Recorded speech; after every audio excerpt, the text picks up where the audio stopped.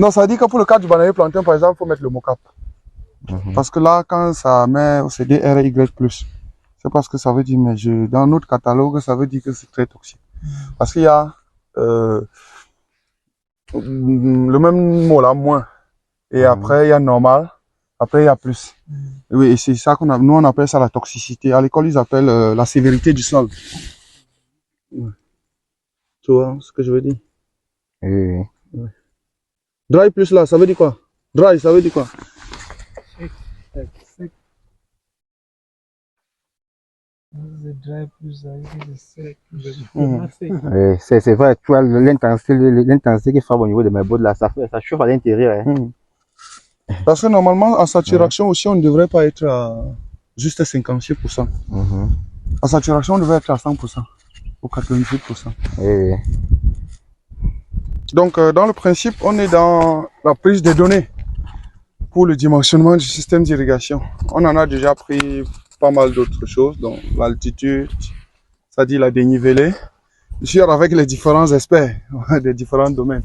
Donc maintenant, il est question qu'on essaye de regarder le taux d'infiltration de l'eau dans le sol, c'est-à-dire quelle est la vitesse à laquelle l'eau s'infiltre dans le sol. Mais on va également regarder la capacité de rétention d'eau du sol, parce que quand ça s'infiltre, une bonne partie est arrêtée par le sol, et c'est cette partie d'eau-là qui est absorbée par la plante. Donc ici, nous avons fait un profil du sol qui s'étend sur à peu près 25 cm. Donc c'est un paramètre qu'on va noter. Ton micro est tombé. Le micro est tombé. Bon, là, ce qu'il est en train de faire là, c'est ce qu'on appelle généralement la relation qui existe entre le sol, la plante et l'atmosphère. Donc, pour ce qui est du sol, on va déterminer le taux d'infiltration, comme il a dit, et la capacité de rétention en eau du sol. Donc, cette capacité de rétention en eau du sol permet à la plante de vivre pendant un certain nombre de temps. Parce que si le sol, lorsqu'on met l'eau, on apporte l'eau au niveau de la plante, le sol stocke d'abord une quantité qui est ce qu'on appelle la réserve hydrique. Alors, dans cette quantité, la plante a aussi besoin d'une autre quantité pour pouvoir vivre. Donc, ceci nous permettrait de calculer ce qu'on appelle la fréquence d'irrigation. C'est-à-dire, je vais apporter de l'eau au niveau de la plante après tel nombre de jours. Donc, c'est par exemple là qu'on est en train de faire tous ces éléments.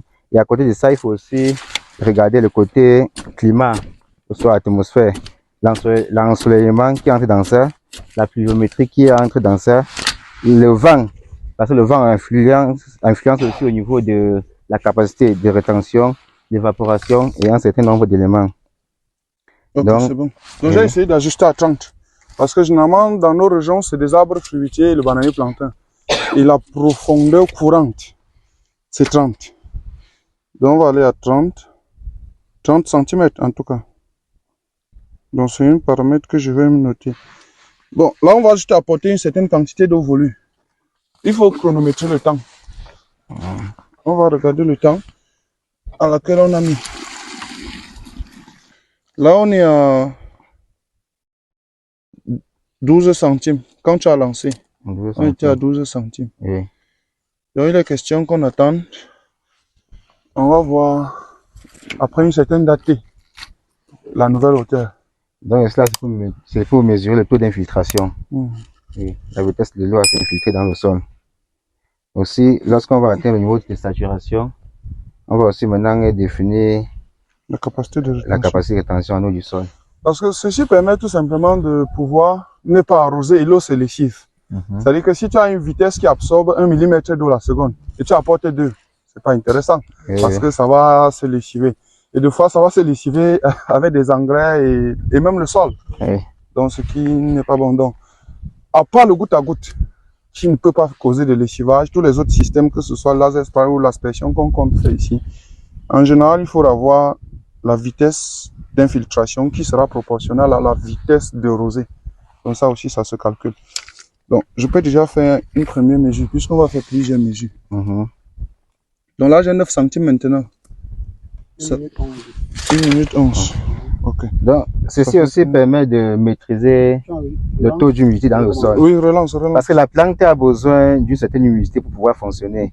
Si l'humidité est par exemple élevée, ça va asphyxier les racines. À ce moment-là, la plante n'aura plus la capacité de pouvoir absorber de l'eau. Oui, du coup, la plante va mourir. 3 cm par. Donc, cela permet de maîtriser le taux d'humidité de la zone. Donc à la fin, on va peut-être prendre 3 et faire la moyenne pour avoir la vitesse finale. Ok. Bon, l'eau qu'on utilise généralement, c'est l'eau de pluie, l'eau quotidienne ou l'eau tout simplement du marigot. Donc, ceci fait partie de ce qu'on appelle généralement la maîtrise On est à de l'eau en irrigation. 7,8. À 49 secondes, à 50 secondes. D'accord. Donc, la maîtrise de l'eau en irrigation permet de définir un certain nombre de connaissances dans le domaine agricole et dans le domaine d'irrigation. Parce que les deux sont liés. Pour faire l'irrigation, il faut connaître la plante. Et oui, raison pour laquelle il faut toujours maîtriser ces deux paramètres. Disons ces 3 paramètres. Et cela, c'est l'un des éléments parmi tant d'autres. Parce qu'il faut connaître la capacité de rétention, comme on a dit, la vitesse d'infiltration. Et après ça, maintenant, il faut connaître le besoin en eau de la plante. Et il y a un certain nombre de formules pour calculer le besoin en eau de la plante. Après avoir calculé le besoin en eau de la plante, on va maintenant déterminer les besoins totaux de la plante. Cela nous permettrait maintenant d'évaluer le débit du cours d'eau qui va nous alimenter, soit du puits qu'on va faire, soit le forage. Donc cela se fait en fonction des besoins en eau de la plante. Voilà. Étant donné qu'on a déjà évalué la distance qui tend le cours d'eau jusqu'au point le plus haut du site. Donc là, on va saturer l'eau, saturer le sol, j'allais dire. Donc normalement, quand il pleut dans le sol, ça crée cette bouillie. Ah, oui, attendons quand même un peu pour avoir une durée beaucoup plus conséquente. Donc tous ces éléments qu'on est en train de faire là, toutes ces techniques, c'est pour optimiser le système d'irrigation. Parce qu'il faut apporter l'eau à la plante, la quantité que la plante a besoin. Parce que par exemple, si la plante a besoin de 2 litres d'eau et que tu apportes 3 litres ou 5 litres, là, ce sont les dépenses inutiles. Là, tu perds en carburant et tu perds en temps de pompage. Bon, tu perds un certain nombre d'éléments. Raison pour laquelle il faut toujours passer Là, on est à techniques. 53%. 53%. C'est-à-dire que l'eau qu'on met au sol, ça retient 53%. Ce qui n'est pas très mauvais. Donc on perd en principe 47. oui, 47. On a la question, ouais, 54%. Généralement, à 30%, il faut arroser. Donc, lorsque l'humidité du sol devient 40%, il faut déjà arroser.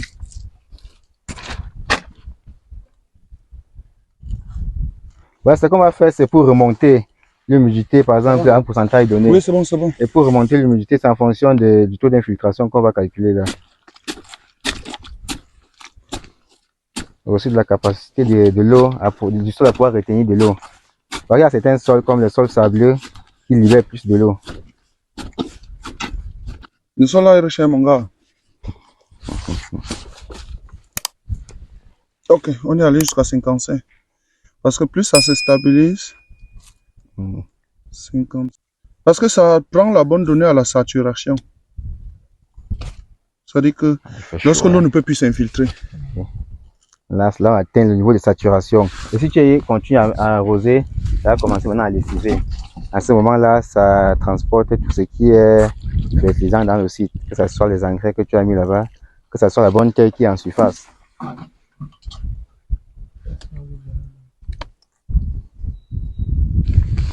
Ouf, pH 4,5.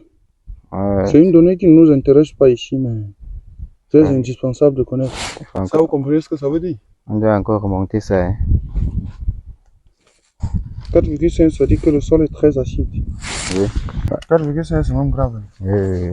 Pas généralement, c'est souvent bon à 5 et demi, on tolère. Bon, la norme, c'est bon pour les arbres fruitiers, je pense que 6 et demi. Oui. Oui. Techniquement, comment même 6,8 c'est bon. Oui, oui. Là, la saturation est à 55%. Bon, d'autres paramètres qui sont, lui, ici, c'est la toxicité du sol, bon, qui n'est pas intéressant ici. Mais plus. Non, ça veut dire que pour le cas du bananier plantain, par exemple, il faut mettre le mocap. Parce que là, quand ça met au CDRY+, c'est parce que ça veut dire, mais dans notre catalogue, ça veut dire que c'est très toxique. Parce qu'il y a Le même mot là, moins. Et après, il y a normal. Après, il y a plus. Oui, et c'est ça qu'on a, nous, on appelle ça la toxicité. À l'école, ils appellent la sévérité du sol. Ouais. Tu vois ce que je veux dire? Parce que normalement, en saturation aussi, on ne devrait pas être à juste 56%. En saturation, on devrait être à 100%. Ou 98%. Oui. 56%. Donc, si vous n'êtes pas en train de prévoir le mocap, il faut mettre. Ok. Parce qu'au départ, on mettait plutôt le mocap quand on faisait le pépinier. Ouais, non, il faut encore mettre. Donc, chaque fois, il faut quand même mettre le mocap. Ouais.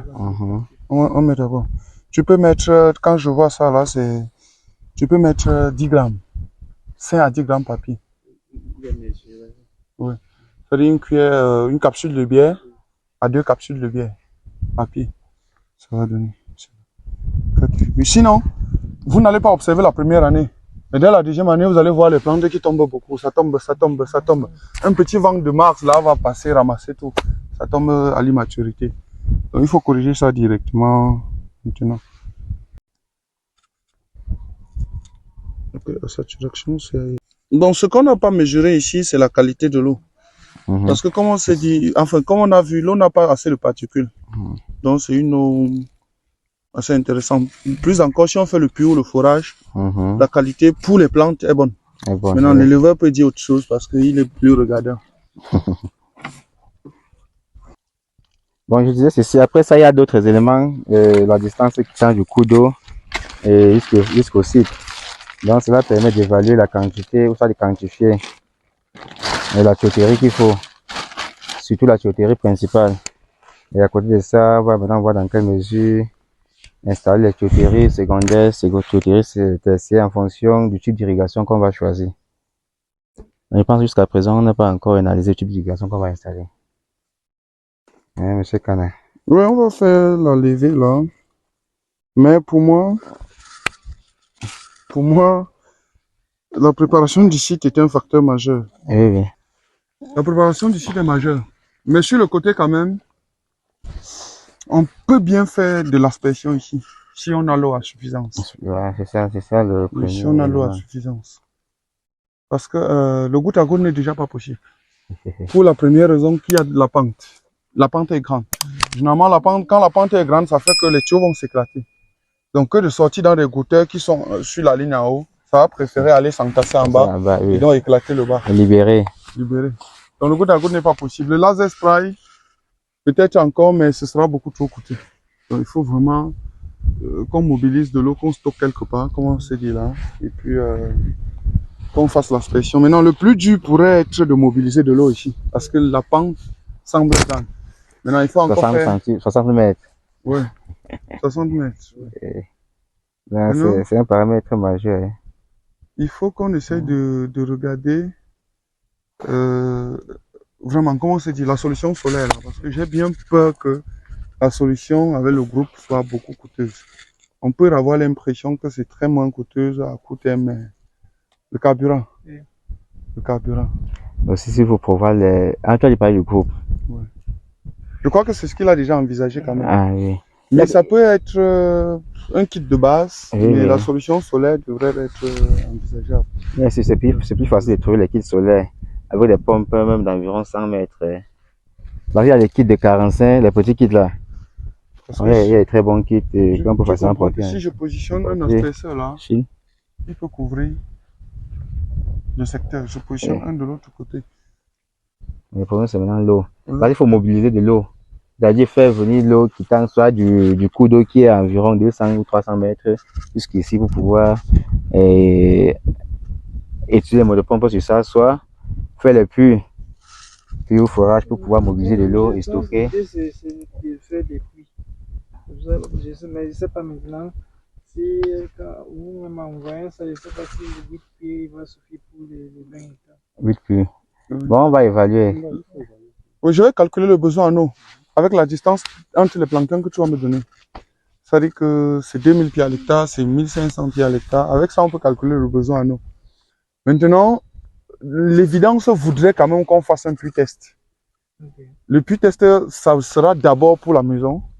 Mais on verra le débit. S'il peut nous donner 5000 mètres cubes, 5000 litres ou 5 mètres cubes en 12 temps, c'est-à-dire 10 000 litres jour. Je crois que les puits peuvent faire l'affaire. Mais si on fait le puits test, on se rend compte que ça ne fonctionne pas. Le forage sera envisagé. Oui. Le forage sera envisagé. Si ça ne fonctionne pas encore, du coup, la seule solution, ce sera de mobiliser l'énergie pour aller chercher l'eau en bas. C'est vrai qu'il y a d'autres solutions qu'on est en train de regarder au-delà de, comment on appelle ça, les membranes, les géomembranes. C'est des systèmes que les Chinois sont en train de stocker de l'eau dans des plastiques, dans des sacs. Donc c'est comme si c'est plus des cubiténaires. C'est-à-dire que de faire une fosse, ils préfèrent stocker son eau à des volumes énormes. L'avantage ici, c'est que quand tu déposes là, la pression elle est tellement, tout l'eau veut sortir au même moment. Ce qui fait que ça augmente la pression. Mais c'est pour le moment un peu coûteux. Ils vont vous dire que 10 mètres cubes, c'est 200 000, ainsi de suite.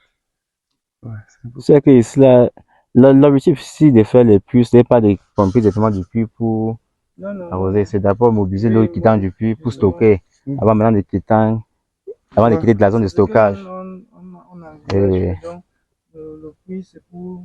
D'ailleurs, si tu fais un puits, On a deux différentes, une pompe pour pousser du puits vers la zone de stockage. Ça peut être le cubiténaire. Bon, on va aussi quand même analyser le paramètre château là. C'est qu'avant ça, il faut quand même plus. Non, le château, enfin, ce que moi je pense, c'est que on va faire la parcellisation. Ça veut dire qu'on va faire des parcelles de 2 hectares, par exemple. Un bloc et un bloc, ça fait peut-être 2 hectares. Si on fait son puits, on se dit donc que dans les 2 hectares, on va creuser une fosse de X mètres cubes. Tout l'eau, toute la journée, se pompe dans le puits pour être stocké. Le jour d'arrosage, on met donc une pompe ici et qui va directement actionner les pompes. Je vais faire une proposition sur ce type-là. Et avec le puits test qu'on va faire ici, on verra bien. La chance ou la malchance ici, c'est que comme il ne pleut jamais, à tout moment, on peut faire le puits. On peut faire le puits. Donc, il n'y a aucun moment où la nappe d'eau est assez surélevée dans le sol. La dernière pluie, c'était quand? Ça fait au moins une semaine. Une semaine. Et quand il pleut, ça peut encore faire 2 semaines, 3 semaines, ainsi de suite. Je vous ai montré mon entrée là. Je suis à peut-être 40 km d'ici. Donc voilà. On est confronté à la même situation. Mais moi, j'ai opté la solution solaire. Parce que j'estime que le carburant n'est pas stable. Il y a une autre raison pour laquelle je vous dirai plus tard. C'est temps d'ici pour aller en acheter au carburant. Oui, qui est très stratégique. Aussi parce que une autre raison, c'est aussi que je n'ai pas l'argent tout le temps. C'est-à-dire qu'on dit que le carburant est fini, les plantes sont en train de mourir, je n'ai pas l'argent. Qu'est-ce que je fais? C'est mort. Alors que quand tu as une solution qui ne dépend plus de toi, le groupe est tombé en panne. Voilà, le groupe est tombé en panne. Le technicien, il est à Douala. Il faut faire 3 jours. Il faut faire 3 jours pour dépanner tout ça. Pour prendre la solution solaire. Mais je crois qu'on a déjà une très bonne idée. Avec les données qu'on a, on peut déjà faire une bonne simulation. Et du coup, ça va donner ce que ça va donner. Donc, en tout cas, vous avez mon idée sur la mise en place du projet. On peut prendre du temps pour bien préparer le site. Mais si on le fait comme ça, c'est vraiment pour faire comme le grand frère a dit. Qu'on va s'assurer de pouvoir faire encore un nettoyage, entasser, réunir, ainsi de suite. Quand vous avez des tronçonneuses, c'est encore bien. On va découper davantage pour que ce soit facilement portable. S'il y a une possibilité, les gars, pousser tout ça, on envoie dans les ravins là. C'est énormément, et ça sera encore trop coûteux. Pour trouver même de manœuvres pour travailler un problème. C'est pour ça qu'il faut les engins, non? Alors on pousse tout ça. Moi j'avais conçu dans la tête, si on peut avoir 2 cubiténaires de 5 litres. Ça veut dire, on a la distance. Le premier peut être pour stocker et envoyer au deuxième. Vous voyez? Pour que l'autre fait stocker et on pompe ça en série. Voilà, on fait ça en série. Parce qu'il faut pomper là-bas en haut et pendant qu'on attend qu'on creuse les puits. Comme il disait tout à l'heure, c'est pas mais qu'on peut avoir d'eau tout le temps dans nos fruits. Mais le petit rivière là produit l'eau tout le temps, il y a l'eau là-bas tout le temps. Donc on peut faire aussi en sorte qu'on fait pour que l'eau a 2 étapes avant d'arriver. C'est comme la distance est longue là. Voilà, la distance est longue. La pente qui est forte là. De l'autre côté, on pompe. On a voilà, qui envoie de l'autre côté, on prend ceci, qui envoie d'ici. Donc, on verra comment avoir encore notre culture. Donc, Là, vous pouvez populariser avec les mangues pour arroser. non, Dans ce non, cas-là. Ah, j'ai cliqué que comme ça. Mais je comprends le mécanisme. Mais là encore, je crois que pour que ce soit beaucoup plus moins coûteux, on peut créer une fosse au milieu. On pompe de l'eau, on met dans la fosse. On met une bâche là-bas. Qui permet déjà d'arroser un certain rayon. Et on repompe à partir de la fosse pour mettre quelque part ici. Voilà. Et on arrose encore notre rayon. Là, c'est pour que ce soit moins coûteux. Ce que j'ai fait chez moi dans un champ, c'est que les fosses là, quand je les creuse, je ne les laisse pas nues. Il y a des bâches que nous faisons des pifs avec des pépinières là. Oui, les bâches, voilà. Ouais. Je mets à l'intérieur. Et puis pour que quand je dépose l'eau, il n'y a pas d'infiltration. Oui. Parce que quand je vais évaluer la vitesse d'infiltration ici, vous allez voir que peut-être si vous versez tout ça avant le soir, ce serait parti. À 5 heures de temps, ça fait tout au sol. Je pense ça aussi. Et merci aussi le ciment, ça va encore. Non, le chimie. Avec le temps, ça va déclaser. Non, au-delà même, lorsqu'on est en phase de démarrage, le plus essentiel, c'est de travailler sur des solutions les plus moins coûteuses possibles. Même si elles ne sont pas gérables. Mais des solutions qui permettent d'entrer en productivité. Quand on va commencer à sortir le plantain, on va prendre toutes les décisions qu'on veut. Parce qu'on sait que la semaine prochaine, on récolte 1000 régions. La semaine prochaine, on récolte 1000 régions.